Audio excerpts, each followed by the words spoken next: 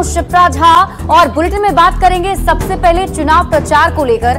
पहले चरण की वोटिंग खत्म होने के बाद अब दूसरे चरण की जहां वोटिंग होनी है वहां पर प्रचार प्रसार जोर शोर से किया जा रहा है। प्रधानमंत्री नरेंद्र मोदी इसी कड़ी में राजस्थान पहुंचे थे, जहां उन्होंने कांग्रेस के ऊपर बहुत बड़ा हमला बोला है। राजस्थान के बांसवाड़ा में जनसभा के दौरान पीएम मोदी ने कांग्रेस के मैनिफेस्टो पर निशाना साधा और कहा कि कांग्रेस अब वामपंथ की बेड़ियों में जकड़ गई है। अगर कांग्रेस सत्ता में लौटी तो माओवादियों की सोच को आगे बढ़ाएगी और लोगों की संपत्ति हड़प कर घुसपैठियों में बांट देगी। पीएम मोदी के बयान पर कांग्रेस नेताओं ने पलटवार किया है और जनता को असल मुद्दे से भटकाने का आरोप लगाया है। सरकार से उन्होंने कहा था कि देश की संपत्ति पर पहला अधिकार मुसलमानों का है। इसका मतलब ये संपत्ति इकट्ठी करके किसको बांटेंगे? जिनके ज्यादा बच्चे हैं उनको बांटेंगे। घुसपैठियों को बांटेंगे। क्या आपकी मेहनत की कमाई का पैसा घुसपैठियों को दिया जाएगा? आपको मंजूर है? ये कांग्रेस का मैनिफेस्टो कह रहा है कि वो माताओं बहनों का सोने का हिसाब करेंगे, उसकी जड़ती करेंगे, जानकारी लेंगे और फिर उस संपत्ति को बांट देंगे और उनको बांटेंगे जिनको मनमोहन सिंह जी की सरकार ने कहा था कि संपत्ति पर पहला अधिकार मुसलमानों का है। भाइयों बहनों, ये अर्बन नक्सल की सोच, मेरी माताओं बहनों, ये आपका मंगलसूत्र भी बचने नहीं देंगे, यहां तक जाएंगे बेटा। तो प्रधानमंत्री नरेंद्र मोदी ने कांग्रेस के मैनिफेस्टो पर जोरदार हमला बोलते हुए उन्होंने कहा कि अगर सरकार में कांग्रेस आती है तो संपत्ति का सर्वे कराया जाएगा और उस संपत्तियों को घुसपैठियों में बांट दिया जाएगा। क्या कुछ उन्होंने बड़ी बातें कही हैं, आपको सुनाते हैं। अगर कांग्रेस की सरकार बनेगी तो हर एक की प्रॉपर्टी का सर्वे किया जाएगा। हमारी बहनों के पास सोना कितना है उसकी जांच की जाएगी, उसका हिसाब लगाया जाएगा। हमारे आदिवासी परिवारों में चांदी होती है, सिल्वर कितना है उसका हिसाब लगाया जाएगा।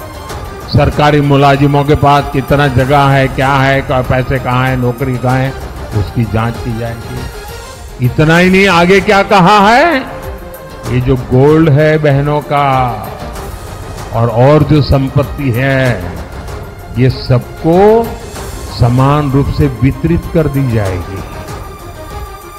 क्या ये आपको मंजूर है? क्या आपकी संपत्ति सरकार को हटने का अधिकार है? क्या आपकी संपत्ति को, आपने मेहनत करके कमाई हुई संपत्ति को सरकार को हटने का अधिकार है? क्या उस संपत्ति को मेरी माताओं बहनों की जिंदगी में सोना वो सिर्फ शो करने के लिए नहीं होता है, उसके स्वाभिमान से जुड़ा हुआ है।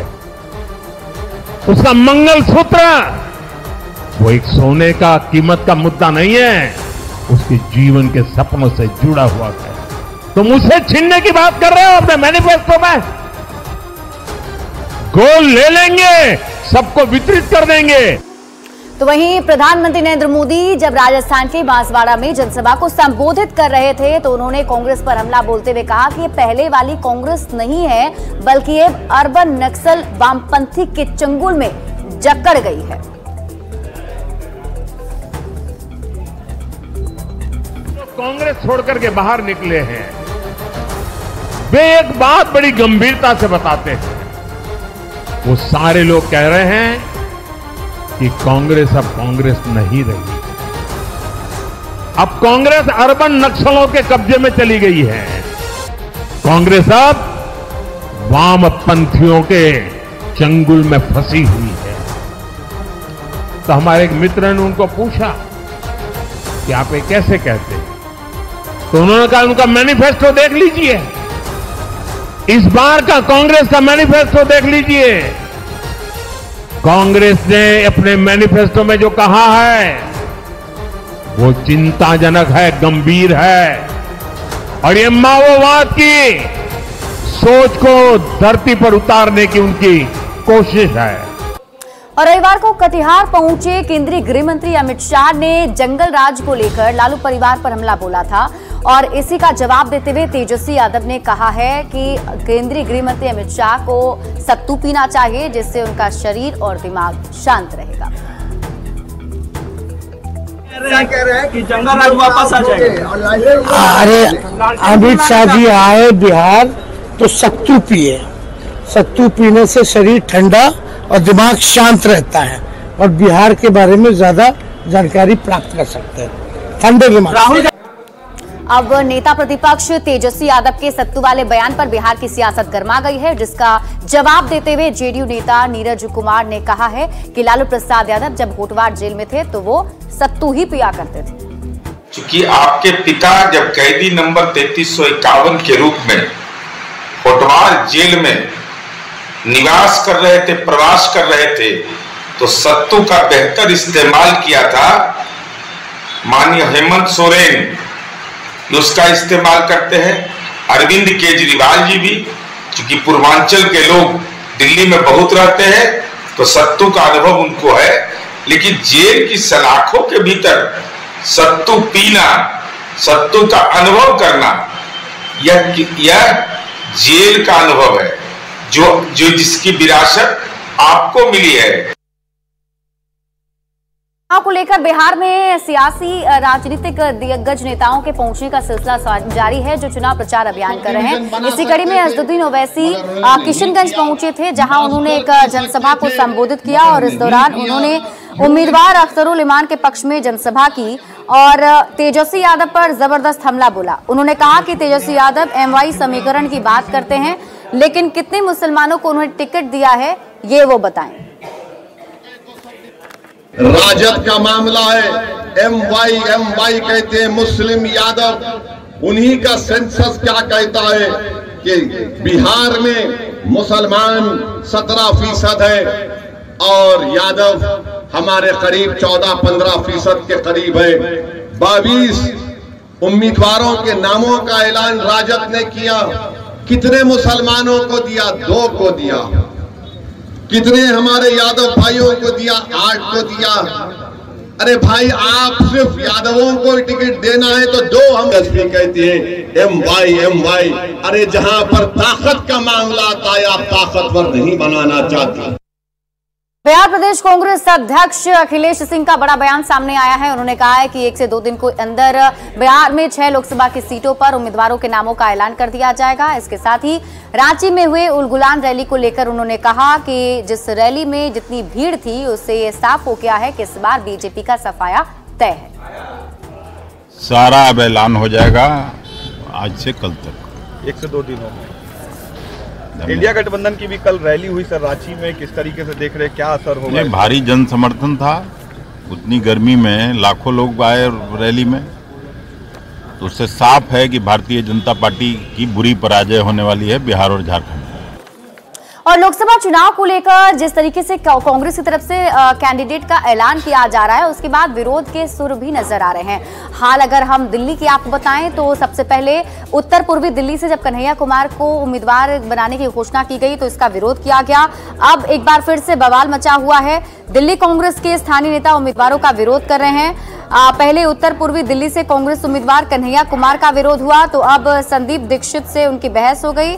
अब खबर है कि उत्तर पश्चिमी दिल्ली से कांग्रेस के उम्मीदवार उदित राज का भी विरोध हो रहा है। उनका टिकट रिव्यू करने की मांग कांग्रेस के नेता कर रहे हैं।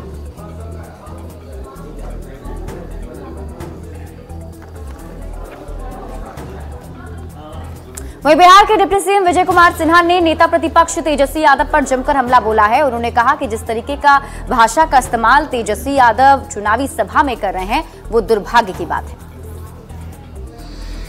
अपने जांच एजेंसी जो इनके पार्टी के सेल है, ईडी, हम तो कहते हैं भाजपा के 3 जमाए, ईडी, IT, CBI, यही है कि तेजस्वी यादव जी जो भाषा प्रयोग कर रहे हैं ये राजनीति का दुर्भाग्य है कि CBI, ED और इनकम टैक्स को भाजपा के वो जमाई कर रहे हैं अरे वो माँ भारती का संतान है और ये संविधान हमारी माता के रूप में है और माता का ये पुत्र संवैधानिक संस्था, अगर जो इस पर मजाक कर रहे हो और इस तरह की भावना का शब्दों का प्रकटीकरण कर रहे हो तो तुम्हारे घृणित मानसिकता का परिचायक है।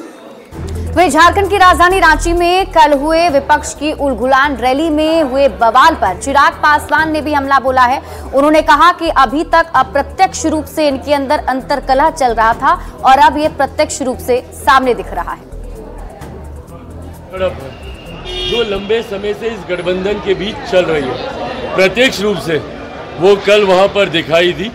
पर ये सहजता जो किसी भी गठबंधन में होनी चाहिए, कम से कम वो इंडिया अलायंस में नहीं है। लेवल प्लेइंग ही चल रहा है भाई, लेवल प्लेइंग ही चल रहा है। ऐसे में ये और इनके घटक दल खाता तक खोल लें, ये भी बहुत बड़ी उपलब्धि इन लोग के लिए होगी। बता दें, जहां इंडी अलायंस का कार्यकर्ता सम्मेलन हुआ और इस कार्यकर्ता सम्मेलन को आरजेडी उम्मीदवार मुन्ना शुक्ला ने संबोधित किया, जिसमें उन्होंने कहा कि इस बार महागठबंधन की सरकार बननी तय है।